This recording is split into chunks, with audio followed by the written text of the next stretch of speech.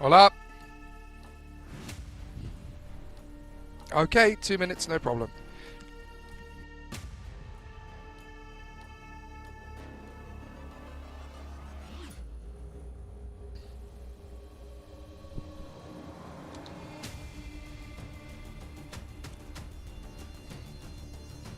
Okay, so will you cue me, or do I just have to follow what it says in the... Okay, cool. No problem. The upgrade?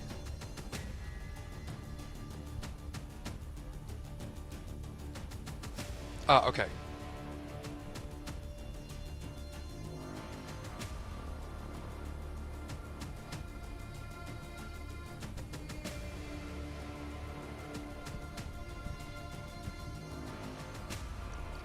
Okay, so just give me a cue in for the rookie's experience and I'll do it.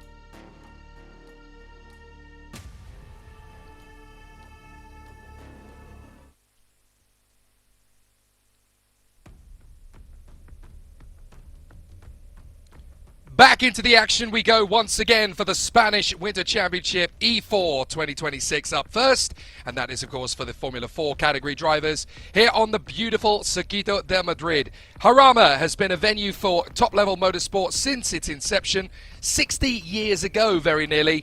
But as you can see for yourselves, the beauty shot over the circuit tells you that it's a lot cooler even than it was yesterday. 15 degrees Celsius a few hours ago. This time, it's going to be even cooler. And there's cloud cover, which means we could get a couple of surprises going into this race. It's only 10 degrees Celsius here at Jarama today, and that's going to make things particularly treacherous for our competitors as they gear up for their third and final encounter of this second weekend of the E4 class. The Spanish Winter Championship has already thrown up quite a lot of dramas and interesting battles for the competitors. It's another Griffin Core lockout after qualifying for Noel Montero and Vivek Kanthan. But this weekend, like all of them, has been a fantastic challenge for all of the contenders. 31 drivers in the field. The top 4 drivers on the grid this time are of the experienced nature. But in a field of 31, it is quite stunning to consider that we have got 21 rookies. That's more than 2/3 of the field for this Spanish Winter Championship. The ideal locations then and setting for these youngsters to get an understanding of these cars for the very first time. And here on the Jarama circuit, 3.85 kilometers have been very challenging. 2 very different circuits to start the season at Portimao and here in Jarama. 2 weeks' time, we go to the season finale at Motorland Aragon. But of course, with 21 drivers all new to the sport in this category, it's going to be a challenge for all of them. So let's find out how the E4 rookies have been dealing with the challenges they face.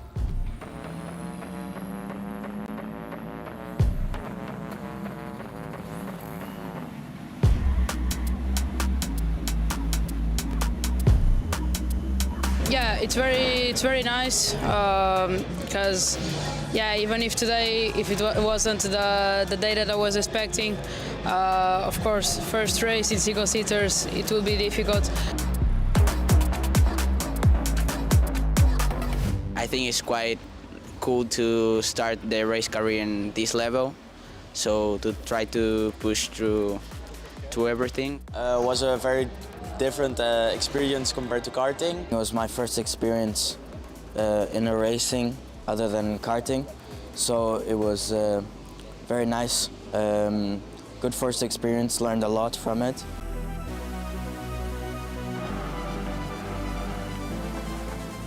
So this was my first race in F4, first race day. It was fun, a new experience, of course. I like the track. I've been testing some days before. I'm looking forward to the whole season, and I'm feeling confident on the car, and it was much different today than on test day. As I'm not doing laps, you have people in front, people behind, you're really on full race mode. So. For race 1, the pace was good, the racecraft was really good, and I had a lot of battles, so good learning to be my first race. Really happy to my first weekend be starting me too, and well, make some rookie mistakes. So really happy, a lot of new information that I can take. Mi primera carrera, la verdad que muy contento. Fuimos aprendiendo sobre la marcha, no pudimos tener muchas vueltas limpias en quali. The main difference is just how many cars is around me and stuff. And so you have another pressure on yourself, of course. Seguimos aprendiendo para adelante, tenemos muchas cosas para aprender, por eso, nada, seguir apretando.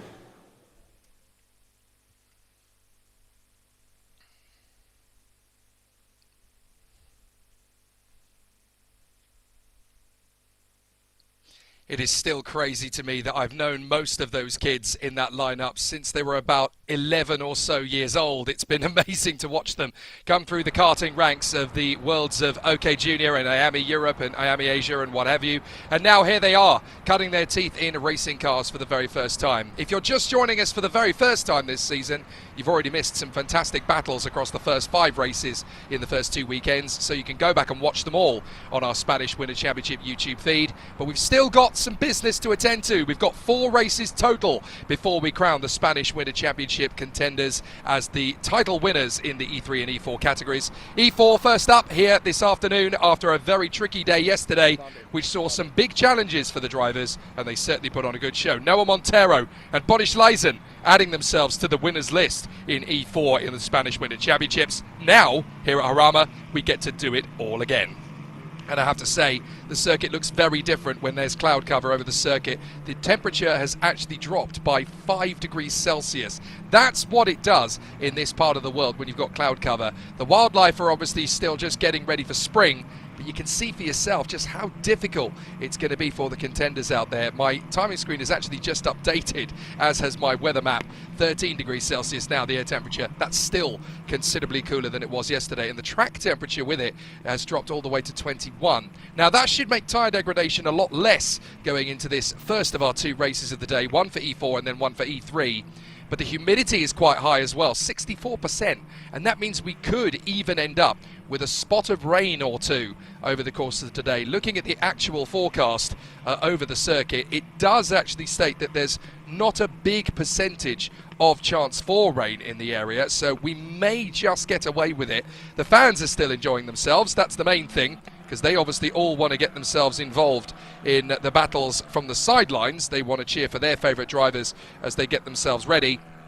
But certainly looking at things the way they currently are, I can tell you that although it looks at the moment like it's a little bit tricky in terms of the weather forecast, the drivers just leaving the pits to do their reconnaissance laps now, but I can tell you that there is a less than 5% chance, according to the Met Office, that there should be any rain at all over the course of racing. So that will be a sigh of relief for the engineers and the mechanics, as well as for the drivers, I'm sure, who certainly don't want to have the added difficulty of mid-race rain. It's one thing to have the car set up for the dry and then it be dry, or for it to be fully wet and the car set up for the wet. What the drivers and teams don't want is to have that variability in the middle, that unpredictability when you go into a race and the circuit is not quite wet enough for wet tyres, not quite slick enough for dries. You don't want that variation because it's so unpredictable and it's very difficult to get that kind of strategy nailed. So it's definitely going to be cooler than it was yesterday. The tyres will be less worked for this final race of the weekend in 21-degree temperatures for the track. But the good news is that there is a less than 5% chance, according to the Met Office. So if it does happen, you can blame them. But certainly for the moment, at least, the drivers are going to have a completely bone-dry race circuit to go into. I'm Jake Sanson in the commentary box. Down on the starting grid is Alex Garcia once again to get all the tasty and juicy nuggets of gossip down there in the holding area. Hello, Alex Garcia. Once again, it's deja vu. We've got the Griffin Core boys on the front row of the grid yet again. Hello, Jake, and I'm so lucky that I've already had my lunch because you were talking about tasty and juicy nuggets, and I was almost getting hungry again. But what I am hungry is for a good race, and I know that you are as well. And with this starting grid that we have with us, I think we're going to be well fed. That said, Noah Monteiro, that was a fantastic lap in qualifying 2 this morning. And he has to be the favorite, doesn't he? Because he was quick yesterday on that, let's say, conventional, normal race 1, the longer one, the one which is determined by the result of qualifying 1. So he's definitely favorite. But let's see. Different climate, a bit colder, as you said, tires less worked. So let's see how they manage. Maybe not so much management today, but they still have to get those tires into the right temperature right away from the start. And the key factor, of course, is not just that Noah Monteiro is on pole position again and hungry for another 25 points, but his main championship rival and series leader, Nathan Ty, is starting all the way back in 7th. Now, that is going to be a pinch point in terms of the title fight. The difference between the point score for 7th and 1st is massive. And considering that Nathan Ty's points lead has already been reduced this weekend, that's definitely got to be on his mind. From 7th on the grid on a circuit like Jarama, where it's difficult to overtake, he's got to swallow hard before he gets ready for the start of this race. Absolutely, 100%. He will have to gauge those risks, but perhaps he is more forced to take those risks today because this weekend has been a bit tougher for Nathan Ty compared to Portugal, and he needs to react if he wants to keep those options open for Portimao. Portimao is perhaps a bit closer in terms of track character to Portimao than this is, of course. So if he was quick in Portugal, he might be quick in Aragon, even if he's not here. So not everything is lost for the British driver, but he definitely needs to try to score as many points as he can. Will he, won't he? That is obviously the key. Noah Monteiro has that advantage of starting from the front of the grid. Look out for Vivek Kantan. He's definitely interested in getting those points as well. Maybe that win. He was quick yesterday. He was confident. I talked to him a little bit before the race, and he was very relaxed. Even though yesterday was not the best day that he could have imagined, he kept his cool head on his shoulders. And he wasn't overhyped, he wasn't overly excited, overly nervous. He was just taking this as a normal day in the office. And you know, Jake, that I really like that kind of attitude because it shows how professional these young drivers are. Because yes, they are very young, but they behave like such professional drivers. What's really important, of course, is how much of a deficit is going to be lost to Noah Monteiro today, because in the preparation comes for Aragon, and there's 2 weeks. Essentially what we need to calculate here is over Portimao and here in Jarama, how much data it will actually be gathered by Noah Monteiro and the Griffin Core crew compared to Nathan Ty and the Dripex crew to find out who's got the best opportunity to win the title. Nathan Ty was the quickest at Portimao. Clearly Noah Monteiro is the quickest here. So what's going to happen when we get to Aragon? It's kind of a circuit of both variables, if you like, because we're going to have the lower temperatures that we have here, but we're going to have a similar style of race circuit to Portimao. So it's difficult to know who of the two of them is actually going to be the most competitive. It's also worth bearing in mind that this is a great opportunity for Vivek Kantan, another opportunity for him on the front row of the starting grid. But for Andrej Petrovic, I was really impressed with him in qualifying. He's normally got himself into a good position for the reverse grid race, but this is the first time really this season where the T-Code squad, not just Andrej Petrovic but also Nacho Tunion with him on the second row, they've been seriously on the pace this morning and they've got a genuine chance to crack a victory out of the woodwork. Exactly. I am very impressed with Technicar in general this Spanish Winter Championship. They have been competitive in general, not always all of their cars, but they have often been there. And Nacho Tunion himself is right now third in the standings. He's been super consistent. He's only scored one single podium back in Portugal, but he's always been around. And those drivers, when they continuously get these results, at some point they crack on, they open the egg, and they make a delicious omelette, if you will. And we have both Andrei Petrovic and Nacho Tunion in good positions to get good results. Maybe the win needs a little bit of luck on their side today, but why not? You have to dream if you are a racing driver. You need to be able to think big, and I think these drivers are all thinking very, very big today, especially because the conditions that we're going to have now are completely new compared to the rest of the weekend. We haven't had such cool conditions in all the weekend, so in some senses, those drivers and those teams that find the right settings quicker than the rivals might have a little bit of an advantage, and that may shake positions a little bit in these last race of the weekend.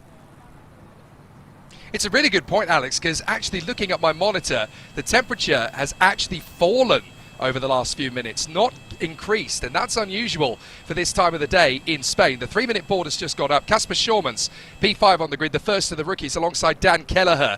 Two men who have had ridiculously good pace, but have had no fortune coming into these races. So they're obviously going to be on an even keel to try and make it work. You can see there Dan Kelleher on slightly rubbered in tyres, but they are fairly fresh. I think they will have just had a little bit of a couple of laps gone into them, but they are almost box fresh. Listen, Alex, this is going to be a tough race because, as you mentioned, with the cooler conditions, the intensity surely is going to be higher for the drivers. They will want to come in and put on a good show. Nathan Tye going through his pre-race ritual as ever. He really, really wants to gain as many positions as he can. 7th on the grid is backing him into the corner. He's on course for 6, with Noah Montero on course for 25. He could lose the lead of the championship here. He has to take risks. I know I'm repeating myself a lot, but you know, for these drivers, yes, this is sort of a pre-season, a dress rehearsal for the regular season later on this spring. But drivers are drivers. They always want to win everything, and a championship is still a championship, even if it's a winter championship. And that means that for Nathan Tye, this is a crucial race. He doesn't even have to win. If he's close enough to Noah Montero that he doesn't lose so many points, he'll keep his motivation, he'll keep his confidence up, and he'll be ready to tackle Motorland with good spirits. Now, if the loss of points is too big, things might start to get a bit trickier in terms of pressure, especially, because at that point, you cannot just win. You need to dominate the weekend, you need to expect bad luck from your rival, and then things start to get out of your control. And drivers like and need to be in control. Today, he still is. He needs to get on with it, go out, have a good start, and overtake as many drivers as he can. First 2 laps, as I always say here in Jarama, are going to be crucial. Today more than ever. They certainly are. It is all about control at the end of the day, Alex, and you're right. Discipline is going to be as paramount as it's ever been. 12 degrees Celsius, that thirst and that hunger to go for the decent results will be higher than ever, knowing that they've only got one weekend to make it count. So this is going to be fascinating. Alex, gracias, mi amigo. We'll come back to you at the end of the race for the post-race interview. If we need you before, we'll let you know. Looking forward to it. It's certainly going to be one of the highlights of the season. Look at the sky. I've never seen it that dark at this point of the season. So it's already looking pretty grim over the circuit. An overcast day. It almost looks like England, never mind Spain. And I should know, but less than 5% chance of rain. So it's going to be cool and calm, but it's definitely going to be a more interesting race. Those who are finding a benefit to working their tyres are definitely going to have an interesting challenge in this one. Parallel this circuit to the highway, just outside the capital city itself of Madrid. And the drivers work their way around once again through the hairpins at Le Mans and Farina on the run to Pegaso, where we saw some fantastic duels yesterday. And hopefully we're going to see some more today. It's definitely going to be an interesting challenge for all of our contenders at the sharp end of the E4 field. So away from the Michelin Bridge and the Pegaso corner up to the Ascari S's. The drivers will fly through flat on the throttle through that section of the course. Here is the grid in full. Noah Montero and Vivek Kanthan from Andrei Petrovic and Nacho Tunion. Then Kasper Schürmann and Dan Kelleher from Nathan Tye, who leads the championship ahead of Ty Fischer. Then Renaud Franco and Rocco Coronel lining out the top 10. The Dutchman will be followed by yesterday's sprint race winner Boris Leisen and Jakob Mikulev in 12th position on the grid. Then Simon Barbarella and Luna Flusha, the Mercedes Junior. Then Philippe Carras, Jensen Burnett and Bo Levet. From Felipe Rice, Fausto Bernardo, Alish Pineda and Zoe Florescu, who's getting better all the time ahead of Miki Blascos. Then Rahim Alibai and Maria Giamononito. Then Louis Cochet and Jean-Paul Carras, Sebastian Frigulet, Max Redek, Pablo Ricobono and Jordan Moodley ahead of Elliot Kaczynski, who sadly didn't get any decent lap times in qualifying. And then, of course, Dante Chima had to pull out of the weekend at the last moment. So it's very clear what the drivers need to do. Stay out of harm's way and make sure that they all filter through the first corner without incident. You can't win the race in turn one, but you can definitely lose it. Noah Montero versus Vivek Kanthan, his teammate, on the front row of the grid. But watch for the T-codes. They're definitely going to be sharp and very quick out of the blocks for Andrei Petrovic and Nacho Tunion. They're going to give us plenty to get excited about from the sharp end of the dais. Casper Schormans, Dan Kelleher, Nathan Ty and Ty Fisher, then Renato Franco and Rocco Coronel, the man who's had zero luck over the course of this Spanish Winter Championship so far. Let's hope he can finish this weekend on a high note. And as for Casper Schormans, well, he could not only take the winning rookie title, but he could win overall, as the other members of the MP team, René Lammers and Ian Eichmans, are getting ready for their E3 race, which comes straight after this one. Montero to the left of your screen with the blue and yellow helmet. To the right, Vivek Kanthan from New York City in the United States. Looking forward to seeing if he can put one over on his Portuguese teammate. There are no team orders at this level, but you can bet that if Noah Montero is leading, he will want very, very vehemently to make sure that Vivek Kanthan doesn't get through and spoil his party. Green flag at the back of the field. The lights come on. When they're out, we will race at Jarama one more time. Let's do it! Great start for Noah Montero. Looks like a stall on the grid for Nacho Tunion. That's a disaster for the Spaniard. Hopefully he can get away. He does indeed, and nobody hits him. But already Andrei Petrovic is threatening to go round the outside of Vivek Kanthan. Nathan Ty is getting aggressive already. He's made the launch and kept in front of Ty Fisher. Now he's going to try on the grass to assault himself in 6th position. He asserts himself and gets through as we've got yellow flags at turn 1. So there's clearly been problems further back as Andrei Petrovic is already trying to attack Vivek Kanthan. Safety car instantly. So clearly something pretty big happened behind us at turn 1. So Montero, Kanthan, Petrovic and Casper Schormans in front of Dan Kelleher and Nathan Ty. Only Nacho Tunion has fallen away from that top 6, and we've gone to safety car very quickly indeed. So no doubt we'll figure out what the situation is at turn 1. Oh my goodness, that's what's happening at turn 1. It's a car park. 5 cars involved in the same incident there. Goodness gracious me. So we've got a GRS involved in that, one of the Drivexes, one of the Monlau Competition cars is in. Goodness me, that is an absolute farce. 73 is in the mix there. That is Fausto Bernardo. He's tangled in there with Pablo Ricobono in the GRS car. So that's 2 of them identified. Let's see what happened into the first corner. We're going to see from the drone. Poor Nacho Tunion doesn't get away, nor does one of the Griffin Core cars, by the look of it. Oh, that was Luna Flusha. That was Luna Flusha in the Campos, not making her get away there, unfortunately. And into turn 1, we get pinched, and it's at the back of the field. Look at it. Absolute chaos. 5 cars all in together. Not enough room to manoeuvre, and the 5 drivers involved are Philippe Carras, Jensen Burnett, Fausto Bernardo, Pablo Ricobono and Zoe Florescu, unfortunately. So all 5 of them out on the spot. So safety car is, of course, mobilised. Red flag. Well, that is not a big shock, but obviously we're under red flags with the safety car having already brought them down the main straight. So, question. Are they going to now just park up on the start-finish line, or are they going to go all the way round the circuit again and form up in pit lane? I think it might be the latter. Well, it certainly proves that we're going to need Alex Garcia a little earlier than we thought we might, but we've got 5 drivers down there at the first corner. Carras, Burnett, Arnaldo, Ricobono and Florescu, all in one go. Everybody looks to be okay, but unfortunately, it's going to come to nothing on that side of things. So, what a disaster for the 5 drivers involved. Alex Garcia down there in the pit lane. It looks to me as though we're going to need to basically get the cars going around the field once again, and then brought back into pit lane for the regular start. But this is a chaotic way for this last race of the weekend in E4 to kick off. Exactly, Jake. I think I don't need to tell you what happened because you saw that very, very clearly. The camera showed us exactly what went on in that first corner. But what's going to happen now is, of course, we have a red flag because there's so many cars to be pulled out of the track that if they let the chronometer, the time, continue to tick, we might just end up with no race at all. So we're going to get all the cars coming here in the pit lane, as is usual. I suspect that the restart, we'll keep an eye on that, I suspect the restart might be a rolling restart rather than a standing start.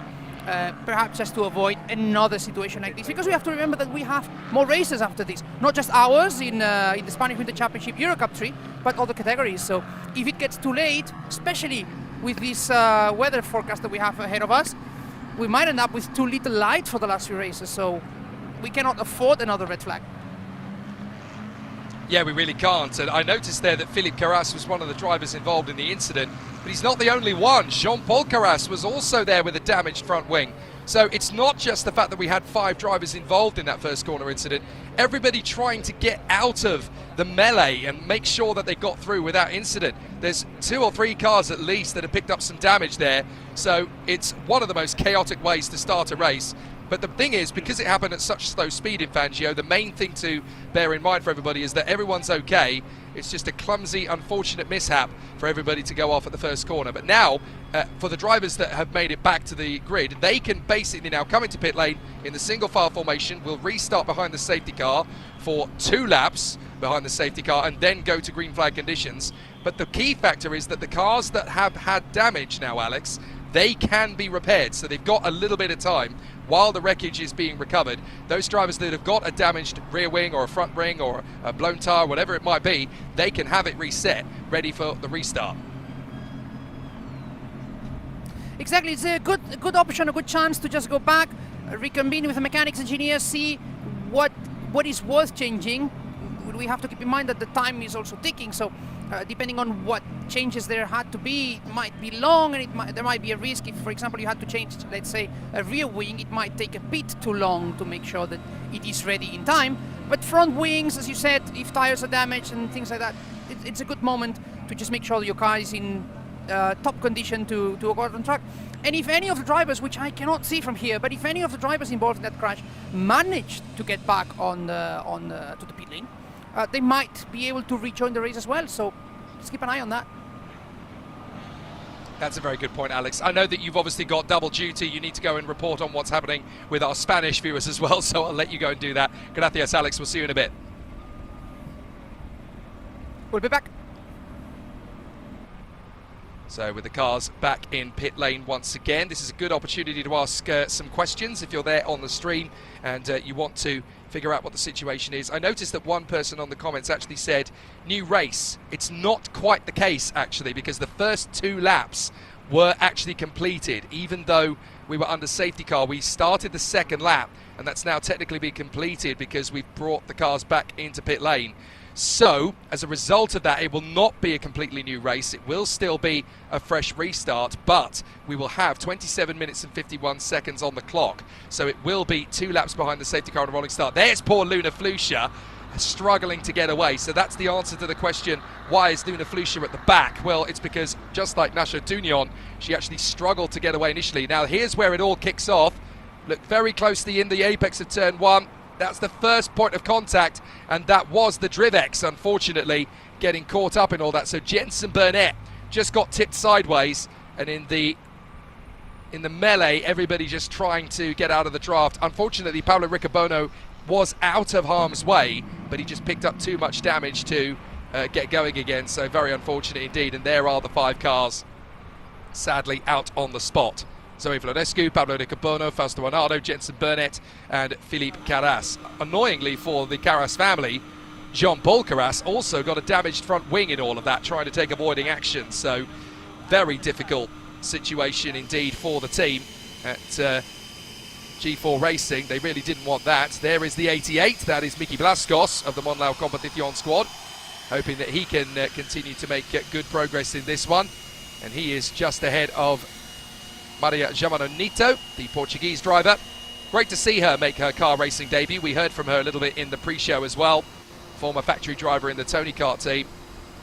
As the competitors are keeping an eye on things. Technicar having a conversation there with Zoe Florescu. You could see how frustrated she was. Very unhappy indeed at having to watch the rest of this race from the sidelines. I think she was just consulting with the team. Look, can we get the car going again? Can we recover it, put it back at the queue, and I can go again? Sorry, Zoe, I'm afraid that's not going to be possible. Rahim Alibai, getting himself ready for another crack at things in kart number 11, and he's ahead of Alish Pineda. It's good to see that finally the bad luck is not with Pineda. He had all sorts of problems last time out in Portimao, but this time he has actually got a fairly sensible weekend ahead of him. You've got to remember that all of the competitors that are new to this is very much new territory, going through the motions of this. 21 rookies out of the 31 drivers in the field. So for a lot of the drivers, this is literally going straight in blind to the season with not a lot of experience. What you do need to know going into this is that Nacho Tunion will restart from 17th and Luna Flusha will restart from 25th, and that's because of their difficulties on the start. They essentially ended up having problems off the grid. They couldn't get away effectively, and so now they will form up on the restart in the positions they currently are. So Nacho Tunion 17th and Luna Flusha 25th. Very unfortunate for them. Mr. Rag wants to know how long can we expect the delay to be. Well, we'll get the 5 minutes board when the officials at the first corner, when the marshals tell us what the situation is. I can see Jensen Burnett down there with the rather striking white blonde highlights that he has in his hair. You can tell him from a mile away down in pit lane. He's in communication with the Drivex team, trying to figure out what happened there. You've got a feel for the drivers involved in this one. Their cars are obviously being recovered. All 5 drivers are perfectly okay, and they've still got that adrenaline pumping through their veins. They still want to go into the race, but their cars are not able to do it. You know, their cars are too damaged, and we don't have the time to recover them and get them repaired. Everybody else who is in the line, they can have their cars attended to if they so need to.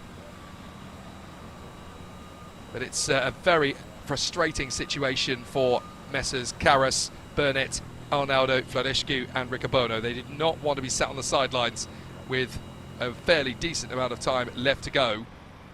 And the race has been stopped. Good to see that the fans are still in the stands. They want to see some great racing, and after what we gave them yesterday, they know they're in for a treat. In E4 we had some great battles in the mid-pack while Boris Leisen disappeared into the distance, and in E3 of course we had that magnificent duel for the race victory between Gianmarco Bradel and Keanu Alazzari. It was the latter who prevailed, not before giving us some of the most sensational wheel-to-wheel stuff that we've seen in Eurocup 3 for quite some time. So we're going to see some more drama from this man as well. Car number 1 in the fray, trying to work his way forward. Renault Franco, hoping that he can get himself onto the podium from P7. That is going to be tough. And thanks to the difficult start for Nacho Tunion, it is going to be difficult for Nathan Tye to make progress. P6 on the grid for him now in a rolling start procedure. So he's on course for 8 points compared to Noah Montero, who's looking good at the moment for 25. Now, the big question, of course, is what is that going to do for the championship points? Because that's obviously going to be on the mindset of many people, none the least of whom, of course, is going to be the man himself, Nathan Tye, as the officials are just keeping an eye on things down in pit lane,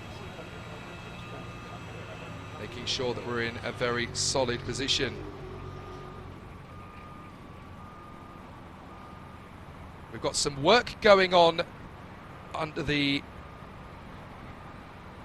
That's the Thibaut that's our racing car that's currently in pit lane. I think that's Bolavet's car that's getting some treatment to it. The race is going to restart at 14:20 local time, so that is in 9 minutes. So that's when we're going to get the start. It will be behind the safety car, and it will be 2 laps behind safety car, and then we'll go to green conditions once again. That is normal procedure for these circumstances and for this situation.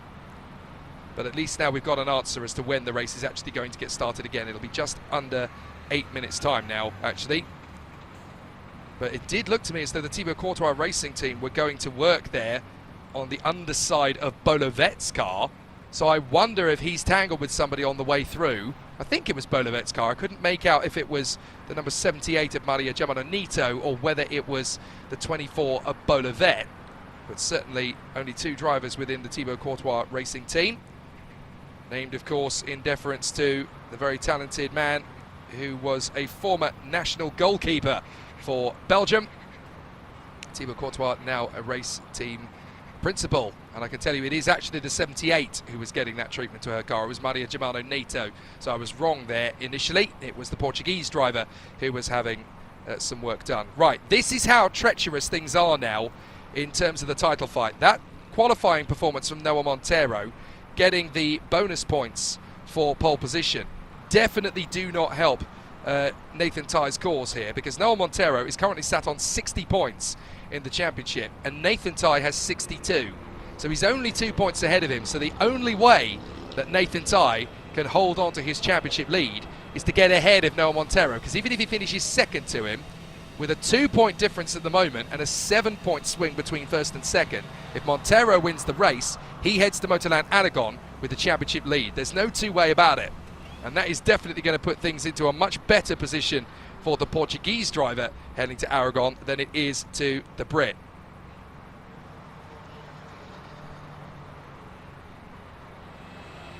So fascinating to see how it is going to progress. I'm very delighted to see all of you keeping yourselves entertained in the gap with all of the world's most fantastic questions. What came first, the chicken or the egg?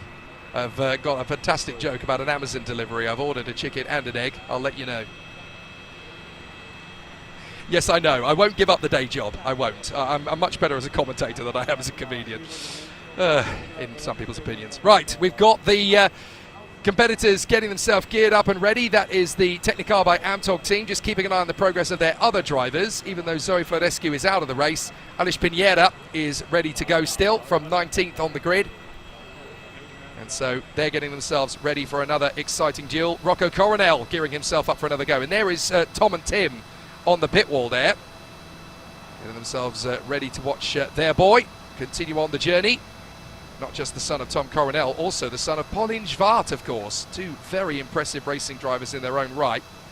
And Rocco Coronel definitely continuing that transition. He was a fantastic young racer in the karting world. And it's all about humility with these guys. Even though there's family reputation, even though there's all of that heritage to draw upon, there's still so much humility. I had a fantastic conversation with Tom and Rocco back at Třinec in the Czech Republic all the way back in 2023. Goodness me, that seems a lifetime ago. And they're just grateful to be in the world of racing. They're grateful that they've got the opportunity to pass on the baton to the next generation. And Rocco has really taken to this sport like a duck to water. He was a fantastic competitor in Ginetta Junior last year as a Red Bull Junior. Stepped up into the world of F4 for this season. And even though he's had no luck in the Spanish Winter Championship, that does not at all mean that he's not going to get a good season in the main body of the championship. I think there's a lot more still to come from him.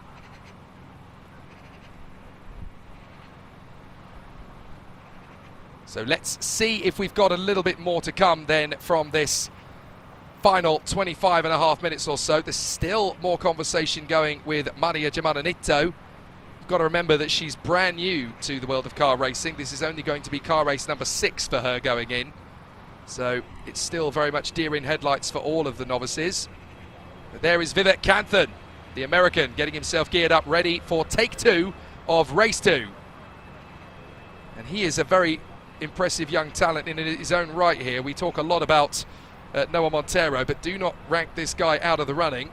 16 years of age from New York City. He raced in the F4 and E4 last year, and of course was a factory driver for Parolin for the 2023 and 2024 seasons. Gracias, mi amigos. The Orange Army, the Marshals, have been fantastic all through, not just this weekend, but also last week as well.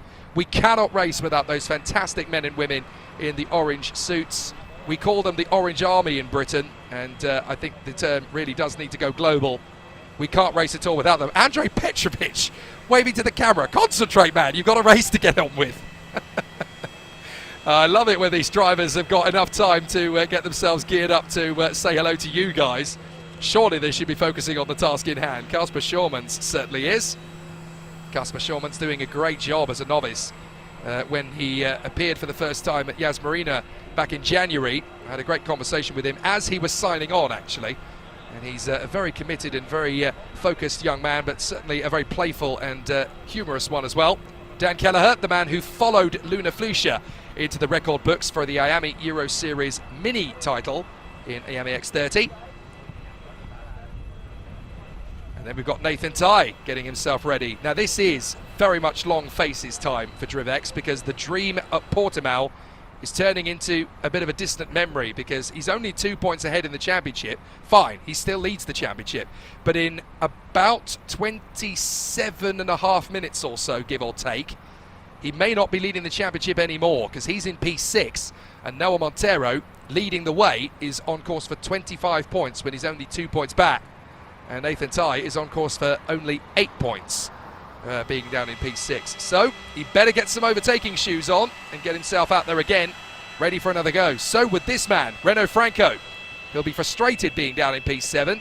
Having a go at the Spanish Winter Championship was a chance to reset, refocus and regroup after a shortened attempt at going into Formula Regional out in the Middle East. Back in the F4 car for the Spanish Winter Championship, and it's not exactly been dominant. And it's always difficult when a driver takes a step forward and then takes a step back, then takes a step forward and then takes a step back again, to try and re-galvanise themselves ready for a strong run. This man, on the other hand, there's very few superlatives we haven't used for him so far this season. The Canadian Ty Fisher, all the way from White Rock in British Columbia, and he has been very impressive. Third position yesterday as well in the opening encounter, so keep an eye on him. Great to see how it will all continue for him, as there is Bolivet getting himself ready to go, just tucked up behind Simon Barbarella in the DrivX and ahead of Felipe Rice in the MP Motorsport car. The 1 minute board has gone up, so we will get this race underway again very soon indeed. We'll get 2 laps behind the safety car, and then the E4 Spanish Winter Championships second weekend here at glorious Jarama is going to conclude in fine style. Excellent work so far from the contenders, but they've definitely given us plenty to get excited about. So with all of the drivers ready for another exciting performance to come, keep an eye on all of the drivers up at the sharp end, because it's going to get interesting. Montero, Canthan, Petrovic will lead us off, then Kasper Schürmann's in front of Dan Kelleher. There's the 32, that's Simon Barbarella, the Argentine, getting himself ready for another crack at this, ahead of Bolivet and Felipe Rice. Nicky Blascos is in the mix there as well. Everybody keeping their eye on things wherever they've taken their vantage points to. It's a very unfortunate sight. I think that's the fans. I thought for a moment that was Jensen Burnett, but it's not. But we've got several members of the DrivX team there keeping an eye on things. It wouldn't shock me if Jensen Burnett turns up in a moment, actually. That seems to be the team's viewing box. Right, the time has started. We are leaving the pit lane behind the safety car once again, so it's time to go back to safety car mode. 2 laps around the course, and so we're going to get ourselves back into race trim once again. The Euro Cup 3 race comes straight after this one, of course. There will be a bit of a delay, of course, to that, but not by a massive amount, so no need to panic on that front. Well, the time has started ticking once again. 25 minutes to go. You'll get 2 laps behind the safety car. I noticed that they've actually put a different decal on the car for today, after what can only be described as a mishap yesterday. For those who didn't see, we had a safety car period yesterday when the car was carrying a particular decal, and I don't know who it was that put it on, but he clearly wasn't anticipating the winds yesterday, because down the main straight it blew off and actually ended up going into the cars that were following. So very bizarre when you've got drivers having to avoid debris on the circuit caused by the safety car. That doesn't happen every day. So the drivers now going around in formation. They are not allowed to overtake until the safety car comes back into the garage once again in pit lane. The lights will go out. That's when we know that the safety car will retreat back to the pit lane. For the moment, it's going through the Beati S's on the approach to the Monza turns. So we've got Noah Montero leading from Vivek Canthan, Andrej Petrovic in third from Kasper Schürmann, then Dan Kelleher, Nathan Tai and Renaud Franco. And then we'll have Ty Fischer and Rocco Coronel from Bodyschleisen, Jakub Mikelev, Simon Barbarella, Bolivet, Felipe Rice, Miki Blascos, and then Maria Giamononito. Nasha Tunion in front of Rahim Alibai, and then Alice Pinheira in front of Jean-Paul Carras, who presumably has got a fresh front wing on that car now. 21st is Louis Cochet, 22nd is the Mexican Sebastian Frigolet, and then Elliot Kaczynski, Jordan Moodley, Luna Flusha, and the last man in will be Max Radek. So one more time around the circuit in the safety car tradition. A few drivers at the back of the field being left from the queue. That's why we go 2 laps around incidentally, so that we've got enough time for everybody to get back onto the same bit of racetrack. There's no point doing a safety car restart if the whole field isn't there to be part of it. Up to the Le Mans hairpin. And then up towards Farina, named after the first ever FIA Formula 1 World Champion, Dr. Giuseppe Farina, all the way back in 1950 for Alfa Romeo. Out through Bagasso. Blind apex for that left-hander, and you go up to the top of the crest. It's a real challenge for drivers in these cars, particularly the rookies who are still getting used to running in this kind of sport at this level.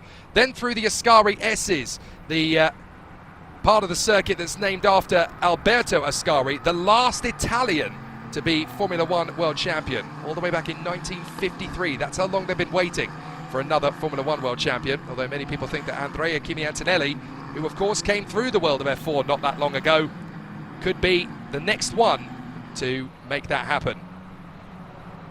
Safety car will be in this lap. The lights are about to go out on it. The drivers have already been informed by their engineers over the radio. So, get ready, folks. It's time for this battle to get back underway once again. So Noah Montero backing up the pack and making sure that Vivek Kanthan is the one that can protect him on this restart. Watch for the white with red streaks of Nathan Tye in P6. He has got to start making some overtakes there behind the Irishman Dan Kelleher, and Noah Montero's already bit the bullet and gone for it as they fly up through Maria del Volota. It's going to be a great charge down the crest, and it's Noah Montero with a great restart ahead of Vivek Kanthan as we go green, green, green, green here at Jarama once again. And it's a fantastic restart from Montero and Kanthan. Petrovic is going to have pressure already from the 4th place man Casper Schormans, who has a look going into turn 1. Nathan Tye's already trying to make a move on Dan Kelleher through the hairpin. Is he going to get alongside him? Yes, he is. That was smart thinking from Nathan Tye. He was slow into Nuvolari, fast out of Fangio, and now I think he may get the chance to finish the move off with Dan Kelleher trying to protect him into Le Mans. Kelleher's trying to block. Oh, good work. He actually used Casper Schormans as a bit of a shield there to the inside, but now Nathan Tye's going to try and finish it round Farina. Back on the charge up to Bagasso, and there's a little bit of puff of smoke in front, and that's why Kelleher's been pitched. Kelleher has spun. So Dan Kelleher, I don't know whether there was actually contact or not, but it certainly rings true that the two of them just got a little bit too close together, and Dan Kelleher is trying to get going again. Come on, find a gear. I've done it. But that is no consolation. Let's see what happened to Dan Kelleher as they came off the hairpin. Tye tried to keep himself on it. Oh, that's so hard to tell. Was there actually contact between them to trigger that spin, or did Kelleher just get on the throttle a little bit too early? Very hard to tell indeed. Well, for the moment at least, Montero leads Kanthan and Petrovic. If there was contact, then it's definitely going to get investigated. Now, incident involving car 38 on turn 4 is noted, but there is no second car. There is no second car involved in the investigation, so they're having a look to see whether Dan Kelleher didn't just lose it on his own. It is possible, don't forget. So Andrej Petrovic closing up on Montero and Kanthan. Getting a little bit wide on the curbs, but Kanthan is playing the protector here. Very difficult to know whether there was actually fisticuffs between Kelleher and Tye there, because Tye was on the far side on the curbs, and he just got his foot in. It's very difficult to know whether there was actually any contact at all. They were very close. Maybe we'll get another chance from another angle. Maybe not, but certainly very difficult. So up over Bagasso. The good news is, of course, that Dan Kelleher did get going again, so no second safety car. Montero leads Kanthan, Petrovic, Schormans, Tye, Franco, Fischer, Coronel, Leijzen and Mikelev.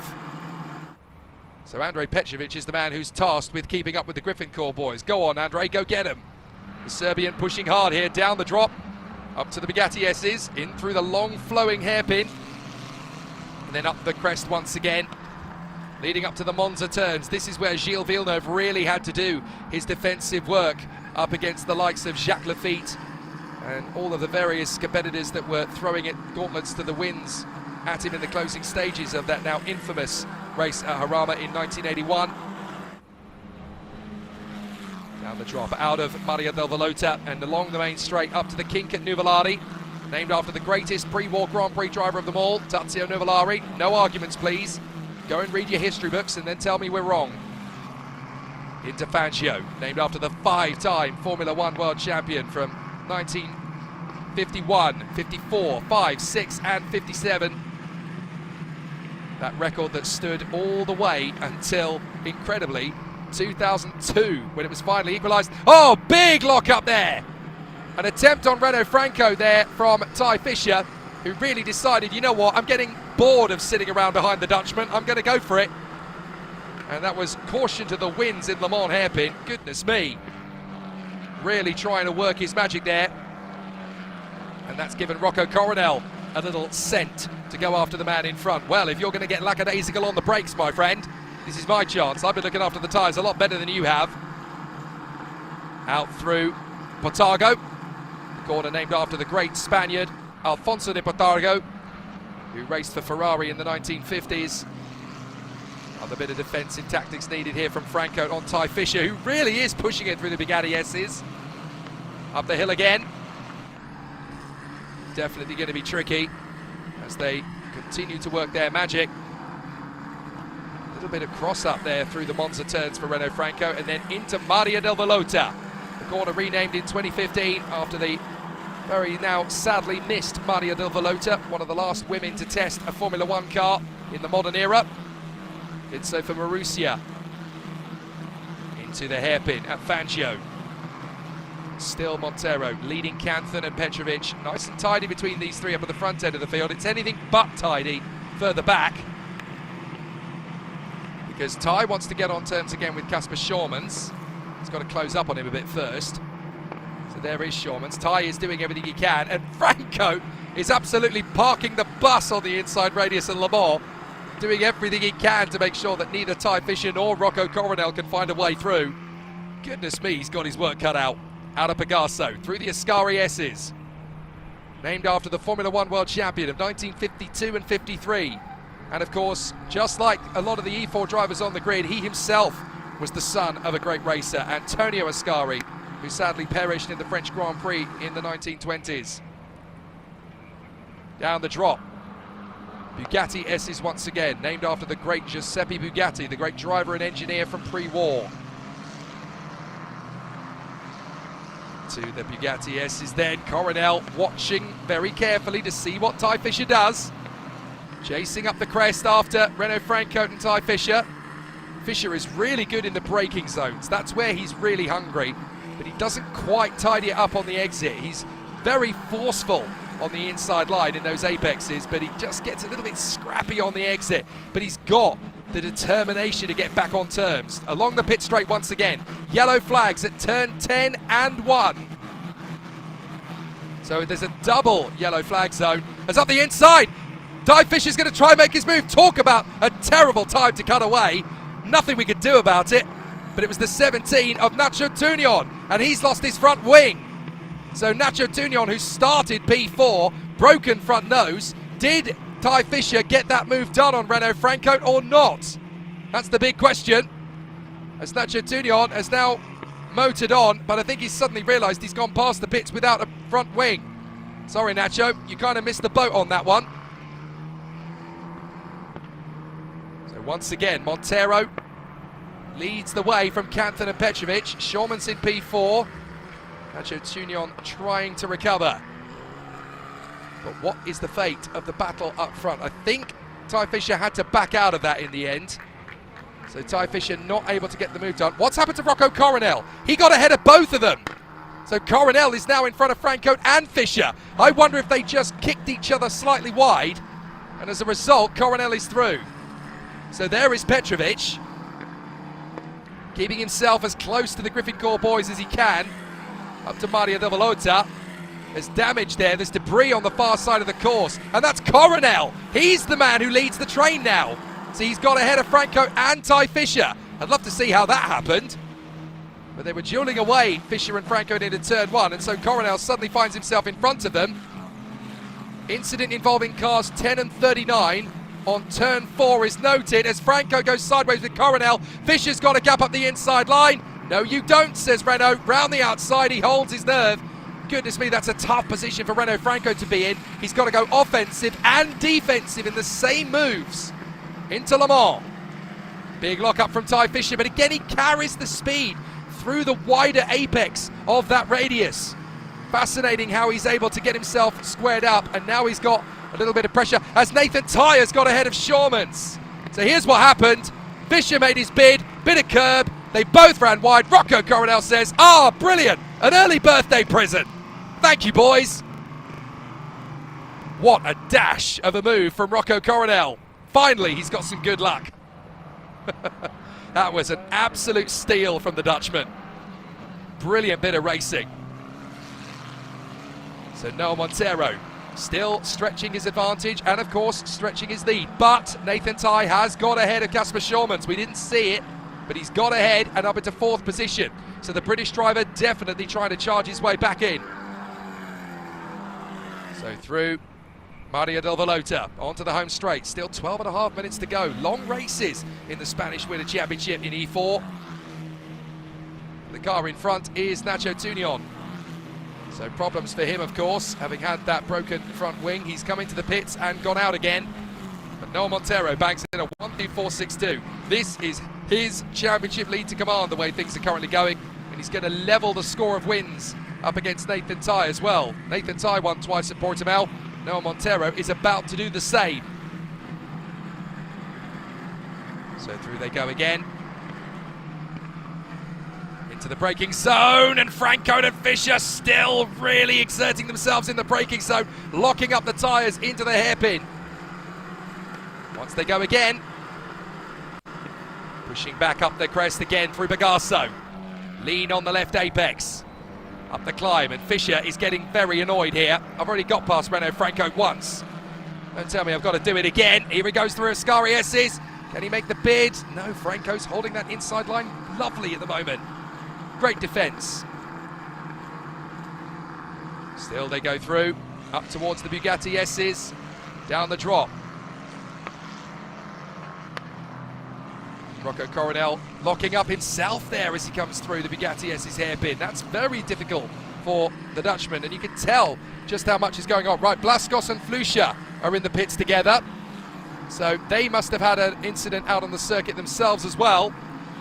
So that's very good news for the drivers around them, but certainly not good news for those two. That was a nice bit of badinage there, as again, Renault Franco is struggling. He's lost positions to Fisher and Mikulev now. Has Franco got a potential problem as coming back out onto the circuit come Flusha and Blaskos down to the braking zone for the inside hairpin at Fangio. Two cars side by side. That is Leijzen and Barbarella. And Leijzen is the one who comes out in front. Very good work from Boris Leijzen. To the braking zone. So many lockups this weekend. It's not easy to keep these cars on full chat. Big dive up the inside from Bolavet, and that's caused contact. Simon Barbarella is pitched around. Bolavet absolutely going for it on Barbarella, and unfortunately both drivers will probably still be at the scene at Farina Hairpin. Yep, Barbarella shaking his fist at Bolavet. What on earth were you thinking of, man? Bolavet, very simply, look, I wanted to get through. I was going for a move. What do you want me to do? Just sit here and do nothing? Safety car is called. So, that's an unfortunate way for that battle to end between Simon Barbarella and Bolavet. Both drivers are going nowhere. For the Argentine and the Belgian, it's a very difficult end to their race. So the recovery crew and the Orange Army will recover the cars once again. We've got just under 10 minutes left of racing. And for Barbarella and Bolavet, it's time to face the music. They'll both have a very different version of events. Simon Barbarella will say, well, he just took me out of the race, he just pitched me in. Bolivet will say, well, he turned in on me. I was making a perfectly good overtaking move. No driver is going to agree with his combatant in that situation. There are two sides to every story. But I tell you what, there's definitely going to be the iron rod that will be wielded by the officials. They'll determine who was at fault in actuality. But I tell you who definitely gets the benefit of this safety car is Nathan Ty. He's now getting to close right up on Andrej Petrovic in the T-code. So this is a great chance for the Serbian, but he knows he's going to have the championship leader all over him on the restart. And if Nathan Ty can get ahead, that's the difference between 15 points for third and 12 points for fourth. Those 3 extra points could make all the difference. So round the outside of the hairpin, they've got to go very carefully, and Simon Barbarella is still just looking at Bolivet as if to try and give him the evil. But the two men are just sitting there. They have to sit in the cars and wait at the moment because, of course, they're not in a safe position. They're right in the middle of the circuit. They're by a marshal post, which is very useful. So once the recovery crew actually gets to them, because there's only certain recovery vehicles at certain parts of the course here. We don't have a million trucks that we can just pick up the cars like Monaco and have it done in a few seconds. It doesn't work like that in the lower levels. You just got to wait until all of the recovery work is done by the fantastic team here. But of course, it definitely tightens up the field. It gives two men a real advantage on this restart. Nathan Ty, who gets to close up on Petrovic, and Rocco Coronel, because that took him such a long time to get past Franco and Fischer that the rest of the field had gone. So this safety car actually gives him the chance to get back in. And look at that debris that's come off Nacho Tugnon's front nose. We never actually found out what happened to Nacho Tugnon, but we can certainly see the after effects of it. They've got to be so careful that they don't run over that bit of nose, because that could actually do quite a bit of damage to the tyre. Possible punctures incoming for a couple of drivers if they get that wrong off the turn at Monza. But so far, everybody knows it's there, or at least they've been told it's there. And as Hershey Kiss points out, if you're going to crash near a marshal post. Absolutely. It certainly makes the clean-up job easier, but it certainly makes things particularly interesting on the far side of things. So the safety car being out, of course, the time will tick down. You may only get a 3-lap sprint at the end of this. But there is the recovery crew going to the scene. This is agonising for the drivers because, of course, the team are doing their best. We've already got one recovery crew on the scene for one car, and then we'll have the other for the other, as it were.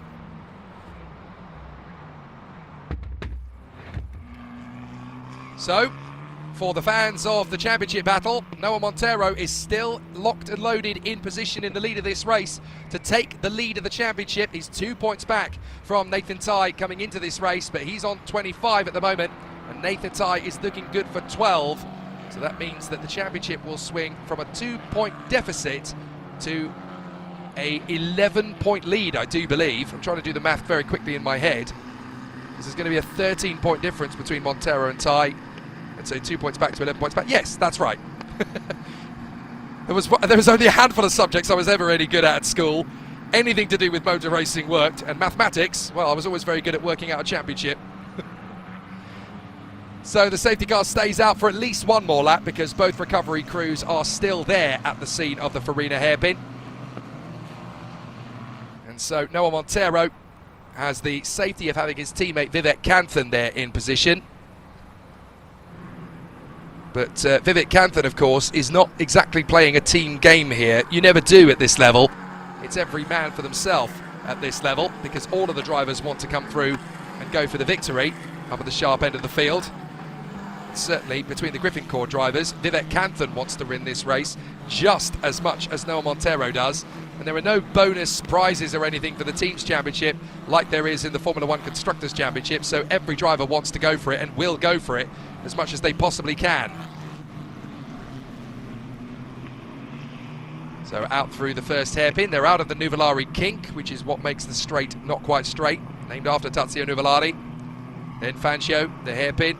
Then up to Varzi, which is named after the legendary Achille Varzi, one of the top racing drivers of the pre-war era. And I have to say, I've always liked that about Jarama. They've always given the fabulous Achille Varzi an amazing deference on this circuit, because if you're going to recognise and honour Tazio Nuvolari, you absolutely have to do exactly the same for his chief rival, Achille Varzi. Won the Monaco Grand Prix, of course, in 1933, raced once at Le Mans, sadly didn't finish it when he was racing for Bugatti in their very early days. Rather sadly, he perished at the Swiss Grand Prix in 1948 in the rain at Bremgarten, the former Grand Prix venue. And of course, his death was actually quite significant to motor racing. Even to this day, the legacy of his accident is felt, because that accident actually mandated the FIA to enforce crash helmets for racing, which had been optional prior to his passing. So, although he left us, Achille Varzi's accident has given so many racing drivers a much, much better legacy and increased safety in the sport, no end, after that mandatory change all the way back in 1948. So this circuit really is a history lesson as much as it is a fabulous motor racing venue. A real shame that it's become kind of pushed to the national motorsport scene now than the international scene. There are still some great events that take place here. There are some great historic races that take place every year. They have the Jarama Classic Festival every June. And of course the FIA European Truck Racing Championship comes here for 4 races every weekend. It is a fantastic battle out on the course when the trucks come here, as it is when everything else does. Unfortunately, a fairly hefty length of a period of safety car means that we're only going to get about 2 laps of racing when this safety car does come in, and I think it's going to at the end of this lap. So for Nathan Tighe, he will be bitterly frustrated. He'll be wishing and praying for this recovery job to finish off, and it looks as though it is now finishing off. The second and final car in the incident that's being cleared is now behind the marshal post. So they come through out of Farina up to Pagasso. They go out through the left-hander, up over the top of the blind crest. Fabulous race circuit, and that of course is named after the Spanish automobile, bus and tractor and truck manufacturer.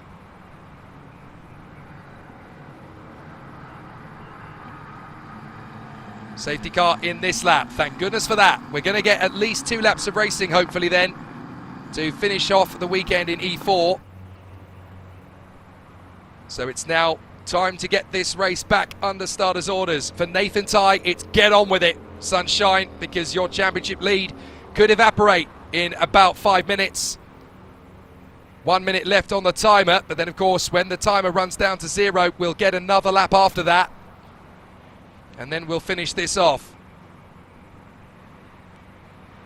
So it's all down to Noah Montero, Vivek Canthan right there with him, then Petrovic, Tighe, Shormans, Coronel, Fischer, Mikulev, Franco, Leijzen, Rice, Pinheira, Neto, Karash, Alibai and Frigolet. Off we go, and Noah Montero really has bitten the bullet. Vivek Canthan caught half asleep there as they come through Maria del Velota and onto the crest, and it's absolute perfection for Noah Montero with a restart as we go green, green, green, green once again here at Jarama. And look at Petrovic, he's going broke for second position here. He's really pushing Canthan. Canthan's not going to leave a lot of space to make this work. Into the hairpin, and Canthan held his nerve at the inside line. Now Petrovic is going to try and attack him up towards Varzi. Tighe is in there for 4th place, then Shormans, Coronel, Fischer, Mikulev, Franco, Leijzen and Rice. And Petrovic tries again, has a think about Vivek Canthan. Can he take a better trajectory through the hairpin? Well, Montero almost overcooked it through Le Mans. Manages to get it stopped for Farina. And this fabulous race circuit once again keeping it nice and planted. Up Pagasso, under the bridge, and up to the flat out S's at Ascari. Right, then left, pick your braking point. So still they run through once again. Hairpin turn, out through Portago. Pushing hard and fast as they go down towards the Bugatti S's. Really pushing hard here again as they get themselves dialed up for the left-hander. Lock up from Montero. He knows, he can sense the championship lead is coming his way, but that isn't going to stop him pushing. He knows he's got a whole field of drivers behind him. So still they run in close proximity as Canthan again tries to get away from Andrei Petrovic. Out through Maria del Volota and on to the home stretch for the last time. Down the crest and over the line. Final lap begins. Petrovic thought he had a chance on Vivek Canthan a lap ago. The American made it very clear there was no room at the inn. Through Nuvolari, the left flick, brake, turn in for the hairpin at Fangio. Pushing again as they come through. Back on the pace again. Up towards Vartzi.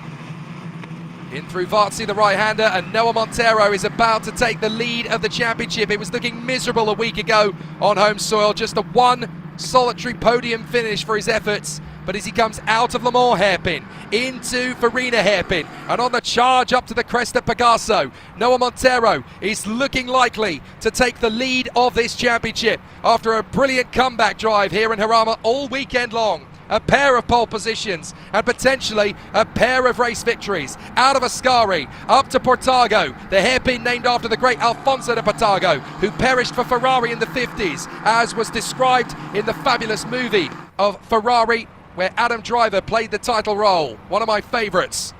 Down the drop to Bugatti S's. Brake, turn in, don't lock the tyres. Get the change of camber right up the crest. And it's beautiful from Noah Montero. Ty can't get close enough to Petrovic. Petrovic can't get close enough to Canthan. And they're all at the mercy of the Portuguese as Noah Montero comes out of the Monza turns. He's just got the right flick at Maria del Volota. He takes it with ease. And for the second time this weekend, Noah Montero takes the victory at Jarama. And with it, he becomes the championship leader. Fabulous race from Noah Montero. He now takes the lead of the Spanish Winter Championship.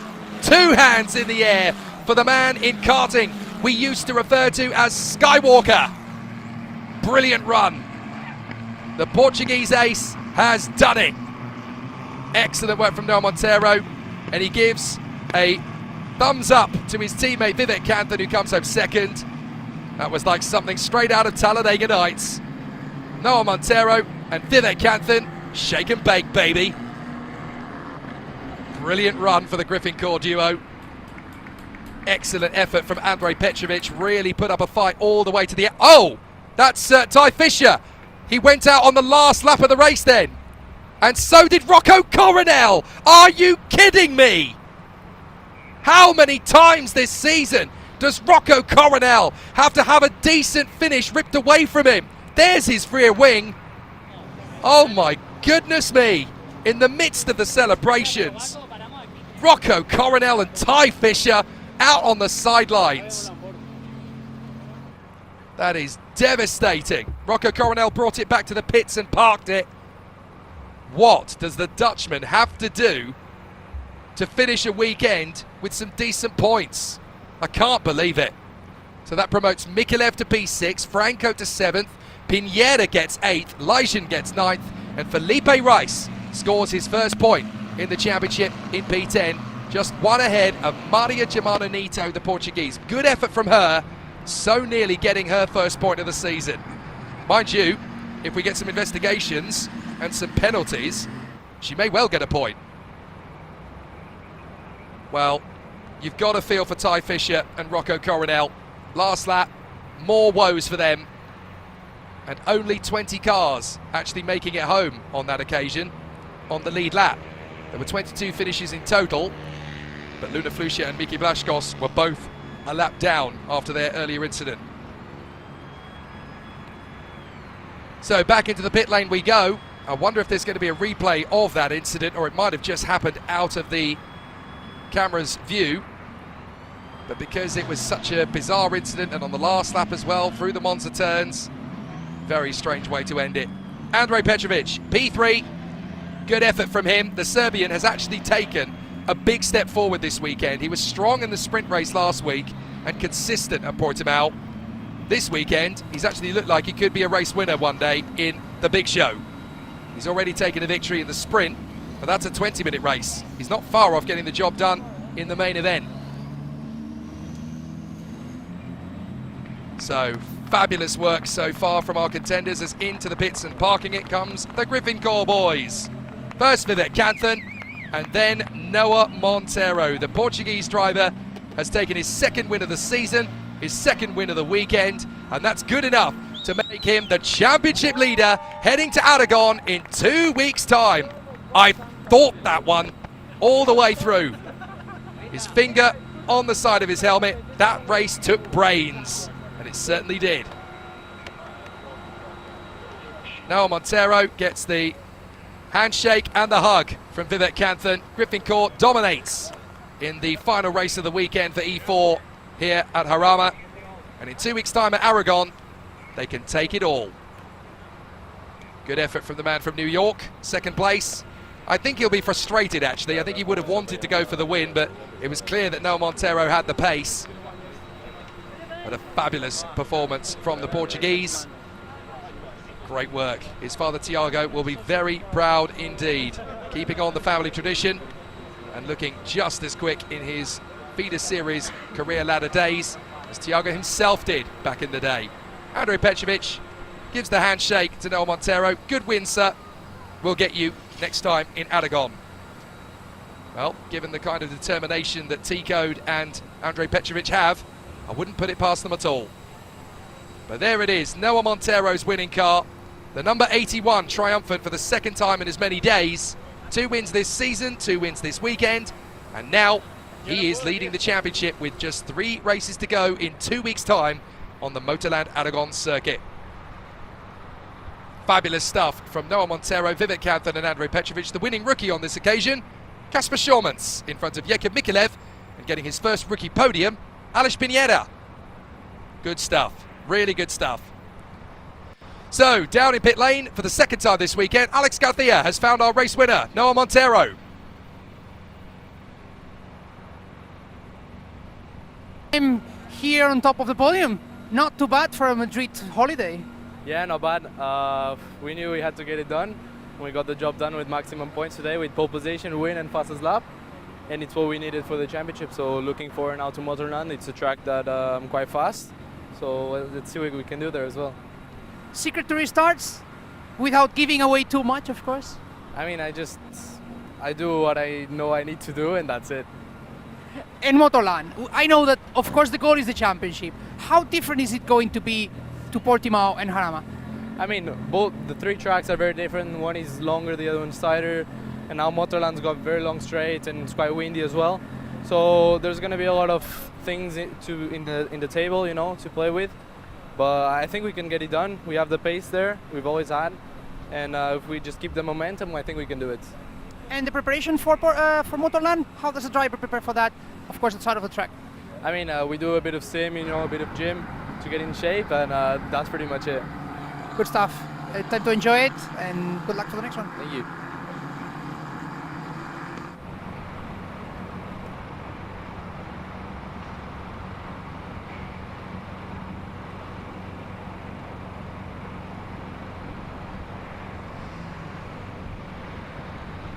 Well, sim, gym and win. It looks to be the way for Noah Montero. He's done a fantastic job here at Jarama in just the same way that Nathan Ty did at Portimao. Noah Montero has bounced back and responded in flamboyant fashion, and the Portuguese has taken his second win of the weekend. He takes the lead of the E4 Spanish Winter Championship with just 1 weekend to go in a fortnight at Motorland Aragon.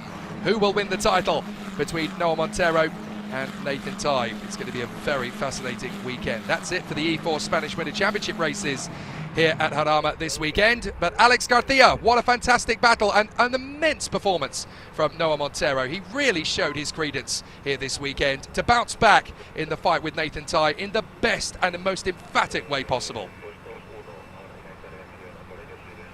Absolutely, Jake. That was once again the way to show that he was always one of the big favorites. We had seen his speed in Portimao. It was so unlucky that he wasn't able to fight at the top that weekend.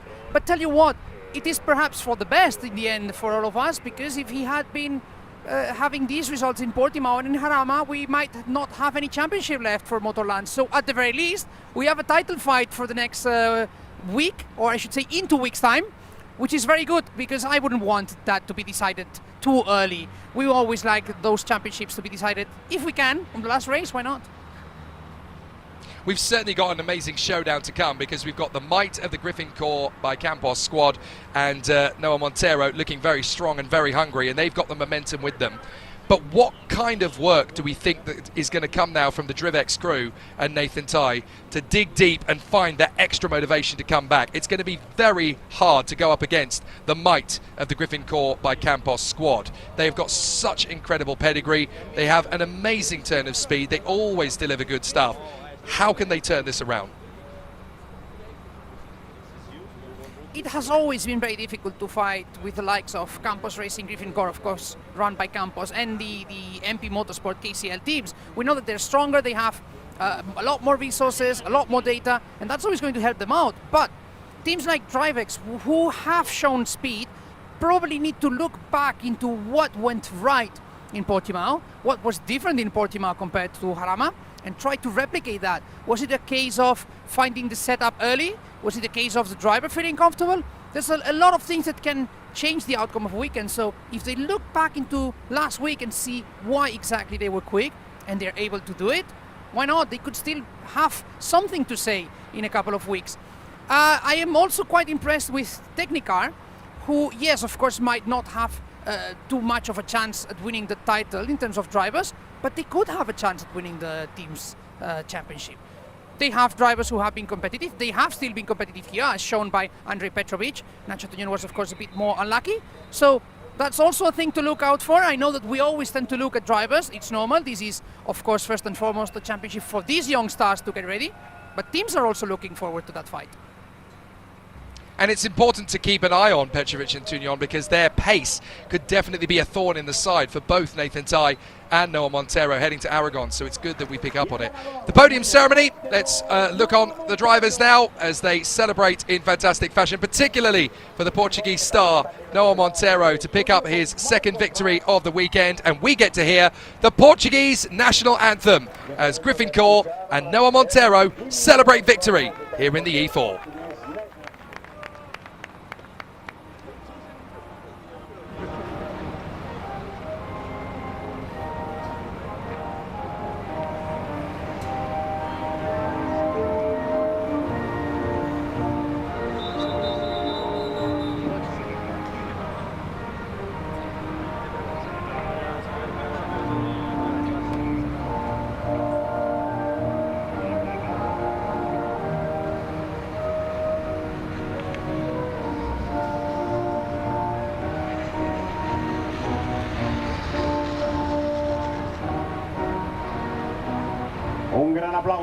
Determination at Portimao, defiance here at Jarama. Could it be domination next time out at Aragon in 2 weeks' time for Noah Montero? Brilliant performance as we see Portugal, the United States of America and Serbia on the podium here at Jarama. The team are delighted as Griffin Corps pick up their second race win of the weekend, and deservedly so, after all the hard work from the engineers to put Noah Montero in that position in the first place. Great effort from Andrei Petrovic. He really put on a fantastic effort to keep the Griffin Corps by Campos duo honest over the course of the race, and he's a contender for the win in at least one of the 3 races next time out at Aragon for me. He's definitely shown his credence for 2026. I could actually see him as a contender for the overall championship in Spanish F4 as well.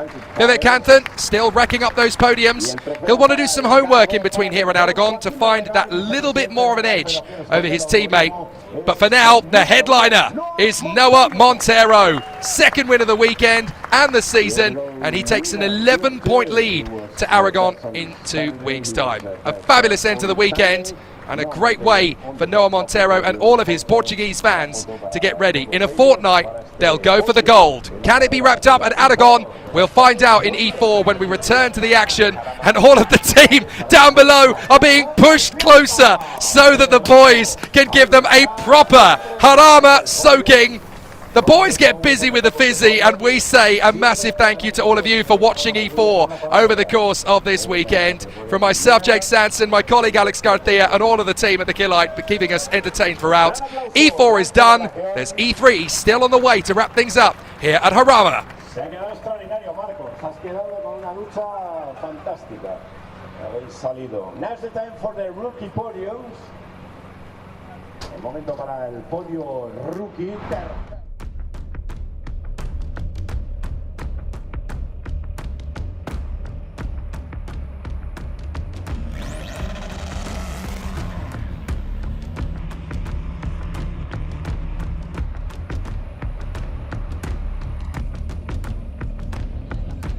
pues